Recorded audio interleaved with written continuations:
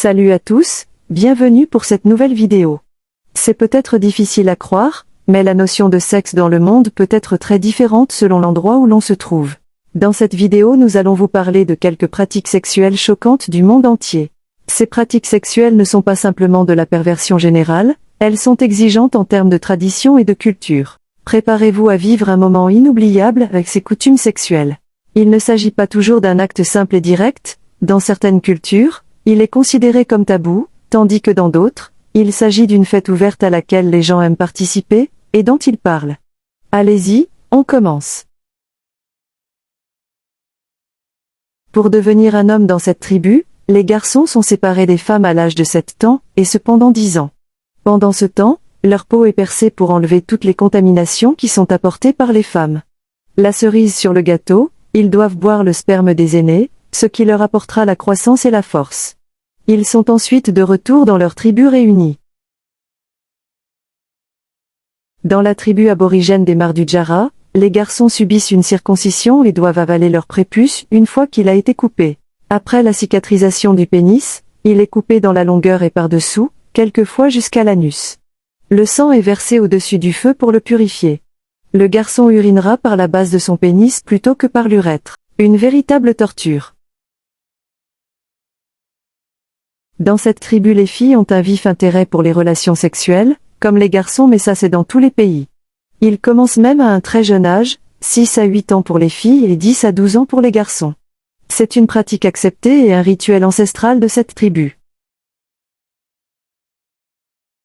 Si vous voyagez à Haïti et que vous vous rendez aux chutes d'Ossodo au mois de juillet, vous assisterez à un spectacle inédit.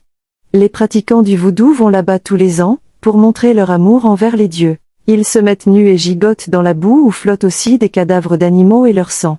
Comme des têtes de vaches et de chèvres.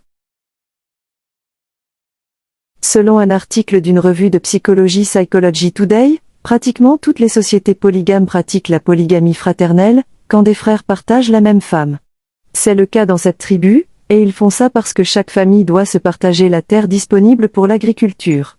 C'est-à-dire que, plus il y a de familles, plus la terre est divisée en petites parties. Ils ont donc cette tradition pour garder de grandes parcelles de terre. La solution est de trouver une femme pour plusieurs fils d'une même famille, pour conserver au maximum la terre et ne pas la diviser. Selon National Geographic, cette méthode fonctionne bien quand les femmes ont un emploi du temps réparti équitablement entre les frères. Pas de jaloux. Dans la tribu des Wodab au Niger, les hommes sont réputés pour voler les femmes des autres membres. Au départ, il y a un mariage arrangé pendant l'enfance de ces hommes, ils doivent se marier avec leur cousine.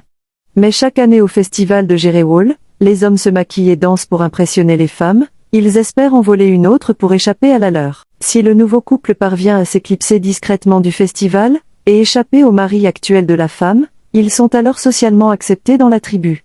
Ces mariages sont alors appelés mariages d'amour.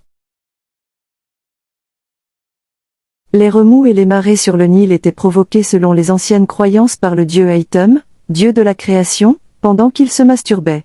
Cette idée a beaucoup marqué les pharaons égyptiens qui continuèrent à se masturber dans le Nil, pour que l'eau coule en abondance. Dans l'Égypte ancienne, se masturber en public était considéré comme un acte de foi envers les dieux.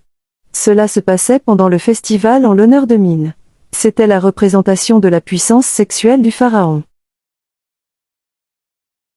Dans la Grèce antique, l'homosexualité n'avait pas du tout la même connotation qu'actuellement.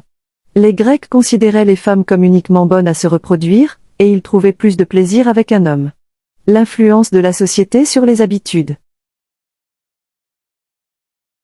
En Grèce, la forme la plus commune d'homosexualité était la pédérastie, avoir des relations sexuelles avec de jeunes hommes.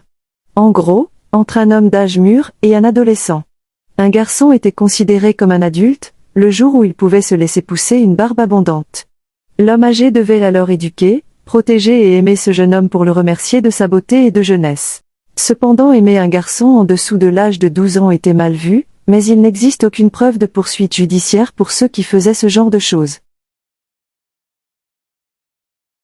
La religion musulmane est très stricte sur le plan sexuel. Il est interdit de pratiquer une autre position que celle du missionnaire, car c'est dégradant pour la femme, et pour l'homme de devoir demander d'autres positions. Mais dans certains pays musulmans, comme en Iran, Si un jeune couple veut avoir des rapports sexuels, il peut faire une demande de mariage temporaire. Il y a une petite cérémonie avec un contrat de mariage qui indique la durée de l'union.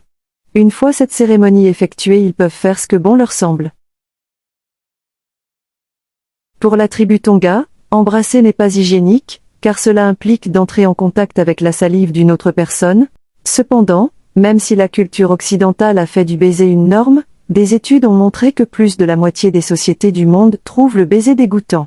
Les femmes de la tribu Guajiro doivent faire tomber un homme pour avoir des rapports sexuels. Le peuple Guajiro de Colombie a une danse cérémoniale. Si une femme fait tomber un homme pendant la danse, ils doivent avoir des rapports sexuels. Dans chaque tribu ou chaque peuple, on retrouve une culture ou tradition différente basée sur la sexualité. Dites-nous en commentaire quelles autres traditions ou cultures ayant rapport à la sexualité que vous connaissez. C'est bien la fin de cette vidéo. Si vous l'avez aimée, laissez un j'aime, abonnez-vous à la chaîne et invitez vos proches afin d'agrandir notre belle famille. On se reverra pour une nouvelle vidéo. Au revoir et à bientôt.